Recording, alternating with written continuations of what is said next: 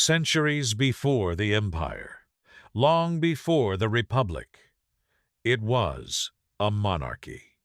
This is the story of Rome, and how it almost never came to be. All across Europe and the Mediterranean, from Spain to Greece to North Africa, you'll find the ruins of once majestic buildings, evidence of a civilization that thrives for over 1,000 years and still found a way to continue even after its fall. This was Rome, an expansionist power that has been recognized and studied more than any other in history. But before it was a continent-spanning militaristic empire, it was far less, and nobody knew what it was destined to become. According to the famous foundation myth of Rome, the story starts here on the Italian peninsula, city of Alba Longa, part of the small community of Latin cities resting south of the Tiber River, was ruled by King Numa.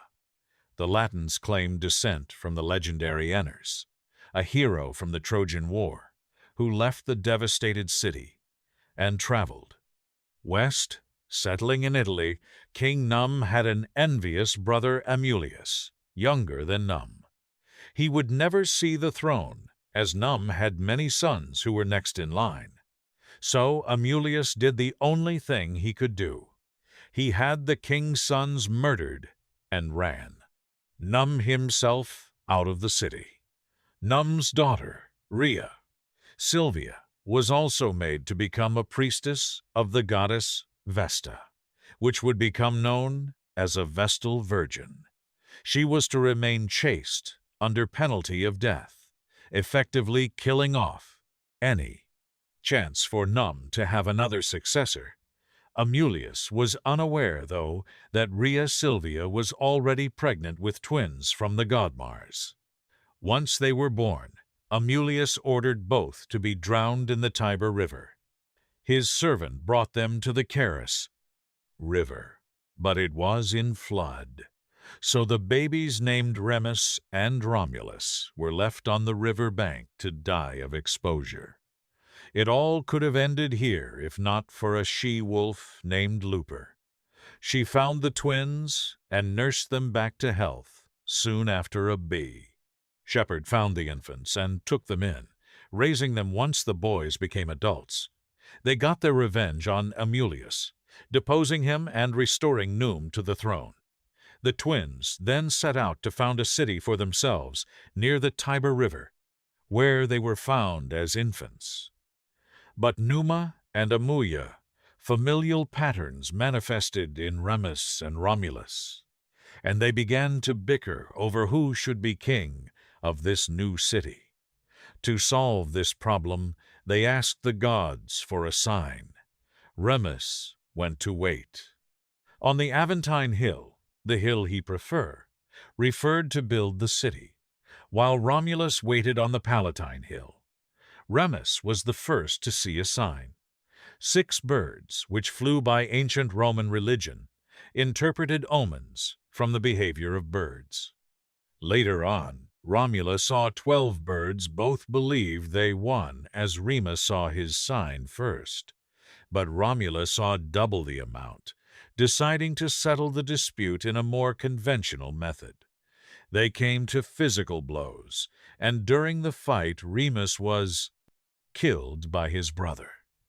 Romulus then founded the city of Rome around the Palatine Hill, naming it after himself the legendary date, for this was April 21st, 753 B.C. Apart from this myth, the true story of Rome's founding is perhaps lost to history. The oldest Roman sources we currently have are from around the turn of the millennium, and they were clearly influenced by stories from other cultures. From the Greeks, the myth of a virgin birth, like that of Dionysus, and similarities to the story of the twins Casta and Pox from further east. They took aspects of the story of the birth of Sagon of Ade, which in turn influenced the story of the birth of Moses. archaeological discoveries tell us other parts of the myth could possibly be based in reality. Settlements seem to have begun in the 900 SACE BC, and we believe Rome itself began as two settlements, one on the Aventine Hill and one on the Palatine Hill, occupied by different Latin tribes, perhaps joining sometime in the 600 CBC. It's possible the Palatine Hill tribe overcame the Aventine, which parallels the Romulus and Remus story. These weren't the only hills in the area, while the Palatine Hill was the Palatine nucleus. Rome eventually expanded to cover 7 nearby hills. The hills made the area easy to defend, and the Tiber River was a perfect natural barrier as well. Early Romans were mainly farmers, taking advantage of the fertile plains of the farmers. Tiber. And so Rome had almost everything it needed to thrive. But how can one thrive in so small a space? While Rome was growing, Italy was already filled with other cultures, and civilizations directly around them were the other Latin tribes, all descended from the Italic language family. Part of the Indo-Europeans in the south of Italy was what the Romans would call Magna Graecia. These were colonies from Greece, which we have mentioned in previous episodes of this chapter. Across the Tiber, to the north, were the Atrans, a loose alliance of cities that controlled all of northern Italy, until the Po Valley. The Atrans were not in Duran, predating their arrival, but they would usually be influenced by the Greeks. They adopted the Greek alphabet, adopted Greek gods, and traded extensively with the Greeks. Rome's beginnings weren't much different from the other Latin tribes in the region. They were just a small kingdom, and would stay this way until the late 500s. Roman history claims that 7 kings ruled over Rome, starting with Romulus. In 753 BC, son of Mars, god of war, Rome, under Romulus, was filled with conflict. The most notorious incident involved the Sabines, a nearby Italic tribe. According to Livy, the Roman historian Romulus had opened up his new settlement to fugitives and travelers in order to grow the city, which stagnated at a population of around 3,000. But this caused a very disproportionate male population. To remedy this, he held a festival and invited the Sabines to join at his signal. His men abducted all the young Sabine women and took them for themselves. Anywhere from 30 to almost 700 women were kidnapped. Furious, the Sabine army, composed of the women's fathers and husbands, marched on Rome repeatedly. But the women urged them. They were treated well, and there was no need for bloodshed. The men were convinced, and there was peace. Both the Romans and Sabines created a joint kingdom. Though Rome began as a kingdom, the king wasn't an autocratic ruler. Romulus had established the Senate, a body of 100 noblemen, which served as an advisory council and kept the king in check. Other citizens would be represented in the Curiate Assembly. After Romulus died, around 716 B.C., it was the Senate who chose the next king, who took power in 715. Numa Pompilus. Numa was a sane, but most likely also legendary. Under his rule, Rome became less militaristic and grew into a more civilized society. He constructed the Temple of Janus, and after establishing peace with Rome's neighbors, closed the doors of the temple, signifying a new beginning for Rome, free of conflict. He established the Vestal Virgins in Rome, along with the cults of Jupiter, Mars, and Quirinus, the latter of which was thought to be a deified Romulus. The Roman Cath calendar was also reformed, and he established the position of chief priest of Rome, called Pontes Maximus. In 672 BC, Numa died, with Rome still at peace. The next king, however, Tullus Hostilius, brought back Rome's killer instinct. He waged war with all surrounding cities, including the Etruscan cities to the north and the remnants of the Sabine region. More importantly, Alba Longa, the Latin city from which Rome originated, was conquered and destroyed. Tullo died around 640 BC, said to be struck by a lightning bolt from Jupiter.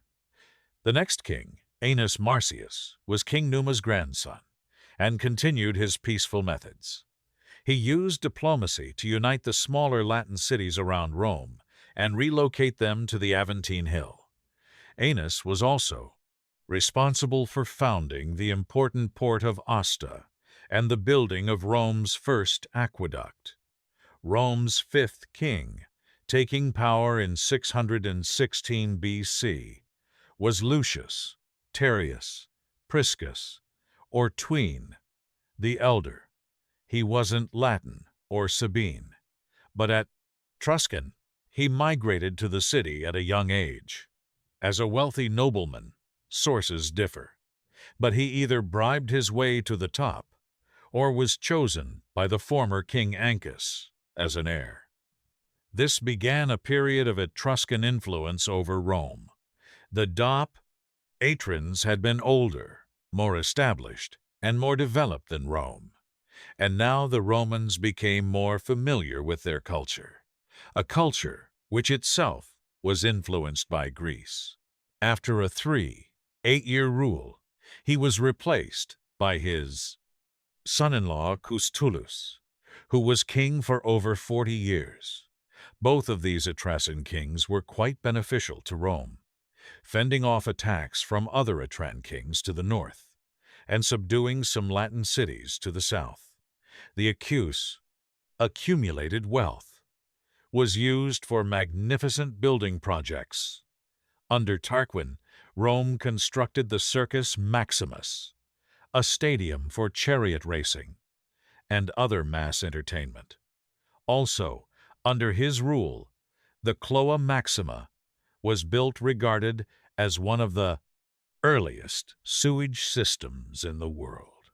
This drained the site of what would become the Roman Forum, a plaza that became the most important in Rome. They also constructed the Pomerium, a great wall around their hills, and replaced simple house huts with houses made of stone. Servus also reformed the Curiate Assembly by grouping citizens based on economic class, creating the Centuriate Assembly, which dealt with the military. Would also create the Tribal Assembly, which grouped citizens based on region and dealt with civil issues. Cus ruled well for over 40 years, but would become victim to a conspiracy by those closest to him.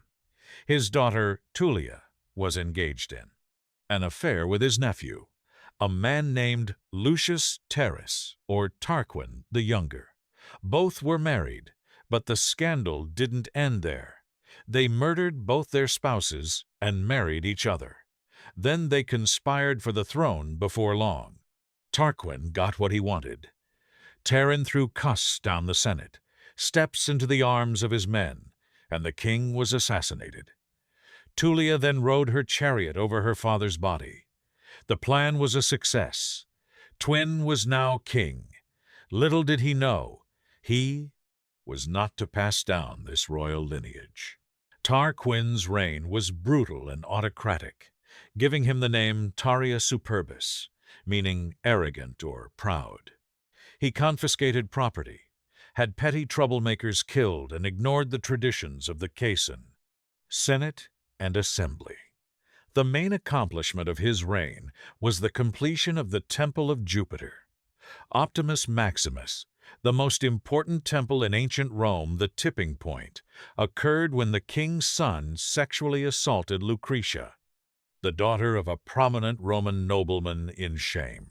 She then took her own life, her lifeless body being seen by all in the public square. Her husband, Terence Catines, pleaded with his fellow people to avenge this wrongdoing. Catines and friend Junius Brutus gathered citizens to revolt, and when King Superbus was out of the city, Catines and Brutus took control. When Superbus returned, the doors to the city were closed to him, and he ended up going into exile in 509 BC, and so, with the last of the 7 Roman kings deposed, the Roman kingdom was dissolved and reformed. This account from Livy is most likely not fully accurate. It could be based on Greek counts of city-states and their tyrants, but it could be an explanation of how the Romans shed themselves of foreign rule. As their last 3 kings were all at Trusa, the Senate then abolished the position of monarch and Catines, and Brutus were elected as leaders. They could veto each other's decisions, and their powers would only last a year.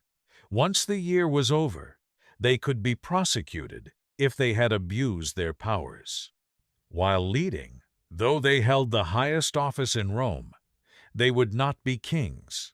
They were instead consuls. The Romans all agreed to never let a king rule again. This marked the end of the Roman kingdom and the birth of the Roman Republic, generally accepted as beginning in 509 B. See, this date has been questioned by modern historians as it might have been adjusted to predate the founding of Athens and Athenian democracy in 508 or 5077 BC.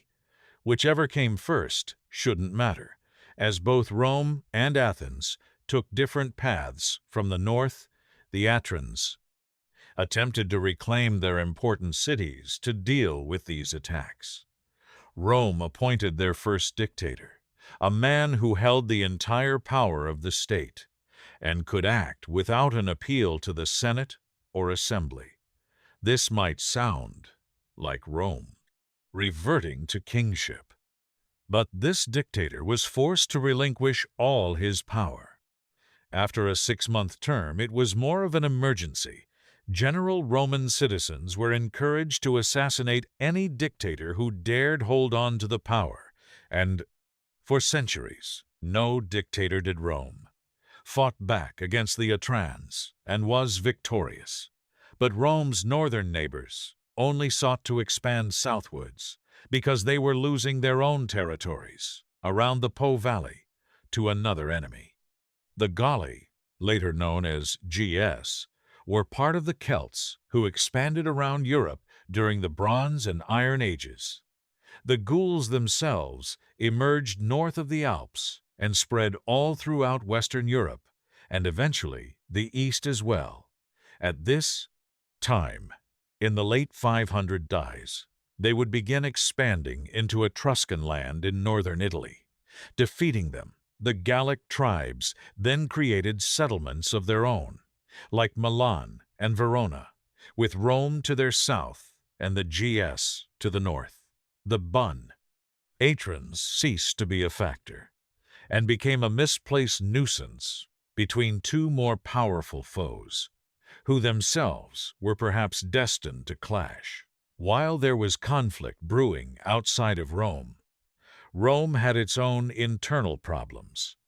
The conflict of the orders was a class struggle lasting from around 500 to 287 BCE Welt. High landowners and aristocrats were called patricians. They were the descendants of the senators from the Roman kingdom. The rest of the free citizens were just commoners or plebeians. They greatly outnumbered the patricians, but had exponentially less land and wealth, and were effectively shut out of government. They were also just one wrong turn away from slavery plebeians, who borrowed money from patricians during hard times, like a famine or during war, had to hold themselves as collateral. If they couldn't repay the loan, they became slaves. This came to a head around 495 B.C., when an old soldier wandered into the Roman Forum and told his story about how he had gone into debt and become a slave. A very disheartening tale for the plebeians to hear from an old veteran. After all, he had fought for the glory of Rome. The plebes didn't have much power, but they did have numbers, so the smartest strategy was to go on strike the plebes.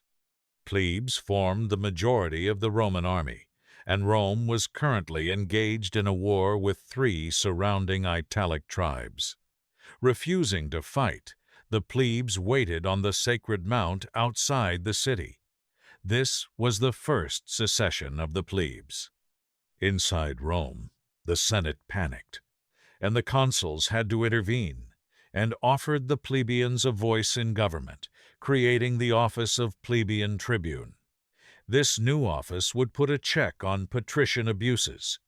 They had the power to veto any legislation, and the office was blocked to patricians, declared as saccharine. Not even the consuls could oppose them. Throughout the next few decades, the power struggle remained evenly fair between the consuls, senate, and tribune. So Rome decided to take a page from Solar in ancient Athens and create a fair and popular law code in 451 B.C. The December, a group of 10 lawmakers were appointed to write the new law code for Rome, written on wood and displayed in the Forum for all to see. They created the laws of the 12 tables, the foundation of Roman law. While this was all brought about by the pan-secession, there were still some laws unfavorable to them, such as Table 11, forbidding marriage to a lower class, with class tension somewhat eased within Rome. It could now deal with its external problems and continue expanding into central Italy. The target VI rested just 16 kilometers, or 10 miles from Rome, just over the Tiber River, and was the sometimers of Rome, richest Atrasan city. With their Atran allies dealing with the GIC tribes to the north, the Romans laid siege to V. This early Roman Republic wasn't the military powerhouse it would soon become, and didn't have the necessary siege equipment for a quick strike. The siege was on and off for many years, but in 396 B.C., the Romans turned into the city and took the Atrans. Unaware, the city fell, but the long battle left the Romans depleted. According to Livy, it was at this unfortunate time that another Etruscan city further north, Clusium, pleaded with the Romans for aid against the encroaching Gauls. Rome's army was tired, so they sent messengers to make peace through diplomatic means. Music peace talks broke down into argument, and in 387 B.C., the Gauls set their sights on Rome itself, and under their leader, Brennus, thundered down to the Tiber. There, the beleaguered Roman army awaited them. So few were there, number that Brennus thought the Romans were preparing an ambush. Soon realizing it wasn't a trap at all, Brennus charged, and the coalition of GIC tribes obliterated the Roman army. Those who survived tried to flee across the Tiber, but drowned or were killed in the route. Brennus then marched on Rome itself. With the Roman army defeated, all citizens ran and sought refuge at Capitoline Hill. From the hill they witnessed the Gaul sack and burn the city while massacring any unfortunate soul left behind. The Gauls then occupied the city for 7 months, the only time Rome would be occupied by foreigners for 800 years to come. It could have all ended here, and would never have heard of this now famous city. But Rome was saved by an unlikely ally disease. The GAC tribes failed to bury their dead before long. Plague struck their camps. Now, they became more open to a Roman proposition and were offered 1,000 pounds of gold if they left the city.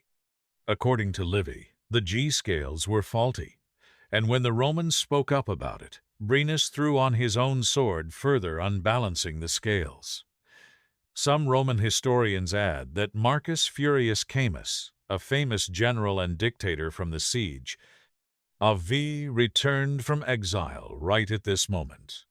With an army he amassed from the surrounding regions, a fight broke out, and Camus defeated the GS, expelling them from the city. Though the Gauls had left Rome lay devastated. They were no different than the other cities on the peninsula. Rome was nothing special, just another Latin settlement desperately fighting to expand. But this was their new reality.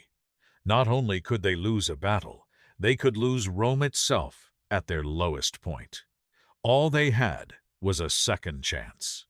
They would rebuild bigger and better than ever with a hardened resolve. It wasn't just Italy in Rome's sights anymore, but Europe itself. They knew not their destiny, but knew who they were, and that was music enough. In truth, the sack of Rome never destroyed Rome. It created music. Nonetheless, this was seen as a rebirth for Rome, and Camus was considered the second founder of this famous city. And so, with this epilogue, this chapter comes to an end, through the rise and fall of ancient Greece, to the birth and rebirth of Rome, from the 300 squares BC onwards. The shape of Europe is about to change. We'll get to the rest of Rome's story, but while Rome continue their Italian campaigns, we head back east, not to Athens or Sparta, but to the north, to a player which had yet to shine. Next chapter, we delve into the Hellenistic era and how this unimpressive kingdom of Macedonia took on the mightiest empire the world had ever seen. Next episode, we open up a new chapter and follow the rise of one of the greatest generals of all time. This is Alexander's age. Oh,